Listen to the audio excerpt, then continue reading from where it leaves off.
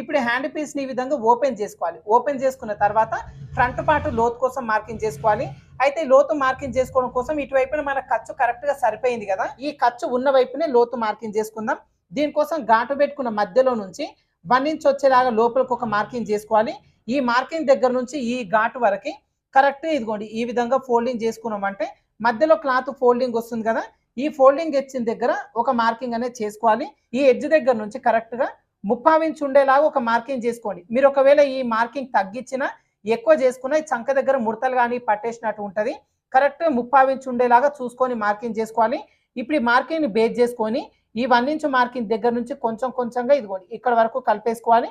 తర్వాత ఇక్కడి నుంచి కింద వైపున ఖర్చు కోసం ఘాటు పెట్టుకున్నాం కదా, ఈ ఘాటు వరకు ఈ విధంగా మార్కింగ్ చేసుకొని మార్కింగ్ చేసుకున్న ఈ పీస్ వరకు కట్ చేసుకుందాం. ఇలా కట్ చేసుకున్న తర్వాత ఈ మధ్యలో చిన్న ఘాటు పెట్టేసుకుంటే ఇటువైపున లోతు తీసుకున్నాము అని గుర్తుంటుంది. ఓకేనా.